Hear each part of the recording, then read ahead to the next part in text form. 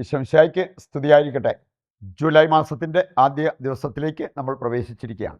നാം ഇന്ന് വിചിന്തനം ചെയ്യുന്ന ഒരു വിഷയം, ബൈബിളിലൂടെ കടന്നു പോകുമ്പോൾ നമ്മൾ കണ്ടെത്തുന്ന ഒരു സത്യം നമുക്ക് തിരിച്ചറിയാൻ പറ്റും. തടവറ ശാന്തം, എന്നാൽ കൊട്ടാരം അശാന്തം. പറഞ്ഞു വരുമ്പോൾ നിങ്ങൾക്ക് മനസ്സിലാവും, വലിയൊരു വിരോധാഭാസമായിട്ട് നമുക്ക് കാണാൻ പറ്റും. എന്ന് പറഞ്ഞാൽ ജയിലിൽ കിടക്കുന്ന, തടവറയിൽ കിടക്കുന്ന വ്യക്തികൾ ശാന്തമായിട്ട് അവിടെ കിടക്കുന്നു, വളരെ ശാന്തമായിട്ട്. എന്നാൽ കൊട്ടാരത്തിൽ വസിക്കുന്നവര് അങ്ങേയറ്റം അശാന്തര്. അതുകൊണ്ടാണ് ഞാൻ പറഞ്ഞത്, തടവറയിൽ ശാന്തത, കൊട്ടാരത്തിൽ അശാന്തത. ഇത് ഒരു വിരോധാഭാസം എന്ന് നമ്മൾ പറയേണ്ടി വരും. പലരും പറയാറുള്ള ഒരു കാര്യമാണ്. അവരൊക്കെ വലിയ കൊട്ടാരത്തിൽ സുഖമായിട്ട് ജീവിക്കുന്നു. അവർക്ക് എന്താ കുഴപ്പം? കൊട്ടാരം ഉണ്ടെങ്കിൽ, സൗകര്യങ്ങളുണ്ടെങ്കിൽ സുഖം എന്ന് വേണമെങ്കിൽ ഇന്ന് പലർക്കും തോന്നിയേക്കാം. പക്ഷേ ഇതിൽ നിന്ന് വ്യത്യസ്തമായ കുറേ സംഭവങ്ങൾ ബൈബിളിൽ നമുക്ക് കണ്ടെത്താൻ പറ്റും. ഞാൻ അവർക്ക് ഒരിക്കലും ഒരു ധ്യാനത്തിന് സമയത്താണ് ഞാൻ അവരോട് ചോദിച്ചു, നിങ്ങൾ ആത്മാർത്ഥമായിട്ട് ഞാൻ ഈ ചോദിക്കുന്ന ചോദ്യത്തിന് മറുപടി പറയണം, അതനുസരിച്ച് എനിക്ക് ക്ലാസ് എടുക്കാൻ വേണ്ടിയാണ്. നിങ്ങളിൽ എത്ര പേർ ശരിക്കും സന്തോഷമുള്ളവരാണ്? സന്തോഷം, സമാധാനം, സ്വസ്ഥത, സംതൃപ്തി, ഇങ്ങനെയുള്ള കാര്യങ്ങൾ അനുഭവിക്കുന്നവർ ഒന്ന് കൈപൊക്കിയാൽ എനിക്കതനുസരിച്ച് ക്ലാസ് എടുക്കാൻ പറ്റും. ഒരു കാര്യം എനിക്ക് മനസ്സിലായി, 100-200 പേരുണ്ടായിരുന്നിട്ട് 16 പേരുടെ കയ്യേ പൊങ്ങിയുള്ളൂ.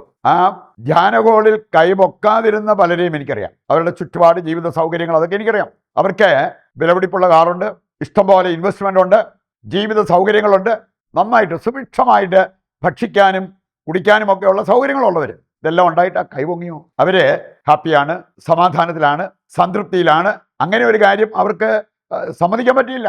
ഒരു കാര്യം എനിക്ക് മനസ്സിലായി, ജീവിത സൗകര്യം ഒരിക്കലും നമ്മളെ സന്തോഷമുള്ളവരാക്കണമെന്നില്ല. എത്രമാത്രം സുഖമായിട്ട് ജീവിക്കാനുള്ള സാഹചര്യങ്ങളുണ്ടെങ്കിലും നമ്മൾ അതിൻ്റെ പേരിൽ ഹാപ്പി ആകണമെന്നില്ല എന്നുള്ളത് അവരൊറ്റ സംഭവം എന്നെ പഠിപ്പിച്ച ഒരു കാര്യമാണ്. വേറൊരു ഭവനത്തിൻ്റെ അന്തരീക്ഷത്തെക്കുറിച്ച് ആ കുടുംബനാഥൻ പറഞ്ഞതാണ്. ഞങ്ങൾക്ക് ബംഗ്ലാവുണ്ട്, ഞങ്ങൾക്ക് ഒത്തിരി മക്കളൊന്നുമില്ല, 2 ആൺപിള്ളേരേ ഉള്ളൂ, ഞാനും എൻ്റെ ഭാര്യയും ഒരു സർവൻറ്റും. ഞങ്ങൾ ആകപ്പാടി 5 പേരേ ഉള്ള ആ കൊട്ടാരത്തിൽ. പക്ഷെ ആ കൊട്ടാരത്തിനുള്ളൊരു അന്തരീക്ഷം എന്ന് പറഞ്ഞാൽ, ആ വീട്ടിൽ ഭക്ഷണം ഉണ്ടാക്കുന്നത് ഒരേ പാത്രത്തിലാണെങ്കിലും അതിരുന്ന് കഴിക്കുന്നത് 2-3 സ്ഥലങ്ങളിലാണ്. മക്കൾ അവരവരുടെ മുറിയിലേക്ക് പോയി കഥ കടച്ച് പൂട്ടിയിട്ടാണ് അതിനകത്തിരുന്ന് ഭക്ഷണം കഴിക്കുക. ഇത് കണ്ടിട്ട് അപ്പനും അമ്മയ്ക്കും കഴിക്കണമെന്ന് പോലും വലിയ ചിന്ത വരാറില്ല. പിന്നെ ജീവൻ കിടക്കാൻ വേണ്ടി എന്തെങ്കിലും കഴിക്കുന്നു. ഒരു ചെറിയൊരു മാടക്കട പോലത്തെ ഒരു കാര്യമുള്ള ഒരു മനുഷ്യൻ, അദ്ദേഹം സൂചിപ്പിച്ചാണ്, ഞങ്ങൾക്ക് അങ്ങനെ എല്ലാ ദിവസവും ഇറച്ചി മീനൊക്കെ മേടിക്കാനുള്ള വകയൊന്നുമില്ല, വല്ലപ്പോഴൊക്കെ മേടിക്കും. പക്ഷേ ഞങ്ങൾക്ക് ഇറച്ചി മീനുണ്ടോ ഇല്ലയോ എന്നുള്ളതല്ല, ഉള്ളത് ഞങ്ങൾ ഒന്നിച്ചിരുന്ന് കഴിക്കും. എന്ന് പറഞ്ഞാൽ ഞങ്ങൾക്ക് വീട്ടിൽ വർത്തമാനമുണ്ട്, ചിരിയുണ്ട്, പരസ്പര സ്നേഹമുണ്ട്, കരുതലുണ്ട്. ഞങ്ങൾ വളരെ ഹാപ്പിയാണ്, ഞങ്ങൾ വളരെ സന്തോഷത്തിലാണ്. ഏറ്റു പറഞ്ഞൊരു കാര്യം എന്നെ അതിശയിപ്പിച്ചു. ഈ തുച്ഛമായ വരുമാനം കൊണ്ട് അവർ വളരെ ഹാപ്പിയായിട്ട് ജീവിക്കുന്നു. വലിയ ബംഗ്ലാവ് വെക്കാൻ പറ്റിയിട്ട് ആ ബംഗ്ലാവിനകത്തെ അന്തരീക്ഷത്തെക്കുറിച്ചാണ് കുടുംബനാഥൻ ഏറ്റു പറഞ്ഞത്. ഒരു കാര്യം ബൈബിളിലൂടെ കടന്നു പോകുമ്പോൾ നമുക്ക് കാണാൻ സാധിക്കും, തടവറയിൽ വളരെ ശാന്തത അനുഭവിച്ച് കിടന്ന വ്യക്തികൾ, എന്നാൽ കൊട്ടാരത്തിൽ അശാന്തരായിട്ട് ജീവിച്ച പല സംഭവങ്ങൾ. ആദ്യമായിട്ട് തന്നെ നമുക്ക് കൊട്ടാരം അശാന്തം എന്ന് എടുത്തു കാണിക്കുന്ന ചില വചനഭാഗങ്ങൾ നമുക്കെടുക്കാം. 2 ദിനവൃത്താന്തം 16:10. കുപിതനായ ആസ, അവൻ ദേഷ്യം കയറിയിട്ട് കൊട്ടാരത്തിലൂടെ ഓടി നടന്ന് കണ്ടവരെ എല്ലാം അടിക്കുക. കാര്യം കൊട്ടാരത്തിലാണ്, സൗകര്യങ്ങളൊക്കെ അവിടെ ഉണ്ട്.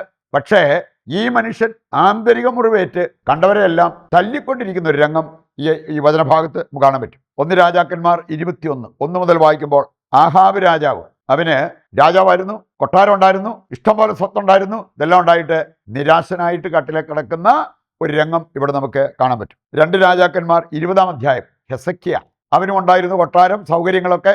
രോഗം ബാധിച്ച് അവൻ മരിക്കുമെന്ന് കേട്ടപ്പോൾ വളരെ അശാന്തനായിട്ട്, നിരാശനായിട്ട് കട്ടിലെ കിടക്കുന്ന ഒരു രംഗം കാണാൻ പറ്റും. ദാനിയേൽ 2-ാം അധ്യായം 1 മുതൽ വായിക്കുമ്പോൾ, നെബുക്കദ്നേസർ ഒരു സ്വപ്നം കണ്ടതേ അശാന്തനായിട്ട്, വിപന്നനായിട്ട് മാറിയ ഒരു രംഗം ഇവിടെ നമുക്ക് കാണാൻ പറ്റും. അവിടെ പറഞ്ഞിരിക്കുന്ന കാര്യങ്ങൾ മനസ്സ് കലങ്ങി ഉറക്കം കെട്ട ഒരവസ്ഥയിലേക്ക് അവൻ പോകുന്നത് കാണാൻ പറ്റും. ദാനിയേൽ 5 മുതൽ വായിക്കുമ്പോൾ, ബൽഷാസർ രാജാവ്, അവനും വിപന്നനായി, അവൻ്റെ കളർ പോലും മാറിപ്പോയി, ചിന്താധീനനായി കൈകൾ കുഴഞ്ഞ് അവൻ്റെ മുട്ടുകൾ ഇടിക്കുന്ന ഒരു രംഗം. അതാണ് ദാനിയേൽ 5 മുതൽ വായിക്കുമ്പോൾ നമ്മൾ കാണുക. രണ്ടാമതായിട്ട് ഇതിൻ്റെ നേരെ വിപരീതം, തടവറ.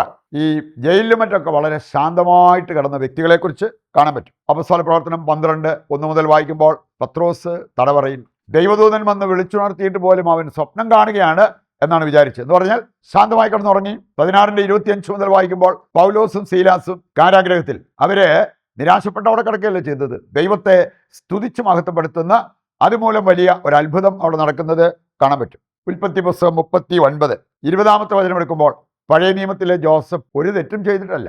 തെറ്റിന് കൂട്ടുനിൽക്കാതിരുന്ന അവന് ജയിലിൽ കിടക്കേണ്ടതായി വന്ന സംഭവം അത് നമുക്ക് കാണാൻ സാധിക്കും. 39-ാമത്തെ അധ്യായത്തിലേക്ക് വരുമ്പോൾ പോത്തിഫറിന്റെ ഭാര്യ ഇവനെതിരെ കള്ളക്കേസ് ഉണ്ടാക്കി അവനെ ജയിലിലടയ്ക്കുന്ന രംഗം. മർക്കോസ് 6-ാം അധ്യായം എടുത്താൽ സ്നാപകയോഹന്നാൻ ജയിലിലടയ്ക്കപ്പെട്ട ആ മനുഷ്യൻ അവിടെ ശാന്തനായിട്ട് അവിടെ കിടക്കുന്നത് നമുക്ക് കാണാൻ പറ്റും. ദാനിയേൽ 6-ാം അധ്യായം 16 മുതൽ 28 വരെയുള്ള വചനഭാഗം ദാനിയേൽ തടവറയിൽ കിടക്കുന്ന ഒരു രംഗം. അവനെ സിംഹങ്ങൾ പോലും തൊടാതെ അവനെ മാനിക്കുന്ന ഒരു രംഗം അവിടെ നമുക്ക് കാണാൻ സാധിക്കും. 1 രാജാക്കന്മാർ 22-27 മുതൽ വായിക്കുമ്പോൾ മിഖായ തടവറയിൽ അടയ്ക്കപ്പെട്ടു. അവൻ സത്യപ്രവാചകനായിരുന്നു. അവൻ സത്യം പ്രവചിച്ചിട്ട് ജയിലിൽ കിടക്കേണ്ടി വന്ന ഒരു രംഗം. ജെറമിയ 32-ന്റെ ആദ്യത്തെ 2 വചനങ്ങൾ വായിച്ചാൽ ജെറമിയ തടവറയിൽ കിടക്കുന്നത് കാണാൻ പറ്റും. അപ്പസ്തോല പ്രവർത്തനം 12-ാം അധ്യായം ആദ്യ വചനങ്ങൾ യാക്കോബ് തടവറയിൽ അടയ്ക്കപ്പെടുന്നതും പിന്നീട് വധിക്കപ്പെടുന്നതുമൊക്കെ നമുക്ക് അവിടെ കാണാൻ സാധിക്കും. ഇതെല്ലാം നമ്മൾ കാണുന്നു ജയിലിൽ കിടന്ന് ഇവരൊക്കെ വളരെ ശാന്തമായിട്ട് പ്രാർത്ഥനാപൂർവ്വം അവിടെ കിടക്കുന്നത്. ഇനി അവസാനമായിട്ട് നമ്മൾ ചിന്തിക്കുന്ന ഒരു കാര്യം, ഈ സമാധാനത്തിൻ്റെ ശാന്തതയുടെ ഉറവിടം എന്താണ് എന്നുള്ളത് നമ്മൾ തിരിച്ചറിയണം. ദൈവമാണ് സമാധാനത്തിൻ്റെ ഉറവിടം.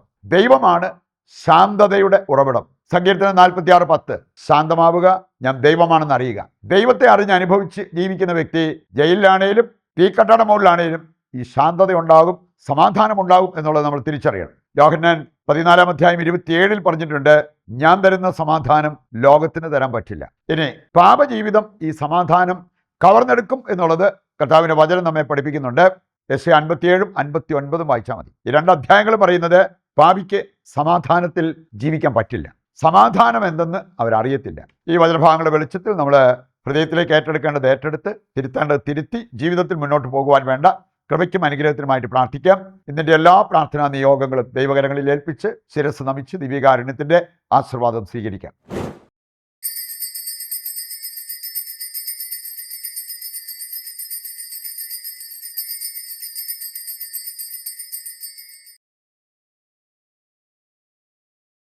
ഈശോ മിശിഹായ്ക്ക് സ്തുതിയായിരിക്കട്ടെ. മറ്റൊരു എപ്പിസോഡുമായി നാളെ വീണ്ടും നമുക്ക് ഒന്നിക്കാം. ദൈവം നിങ്ങളെ സമൃദ്ധമായി അനുഗ്രഹിക്കട്ടെ.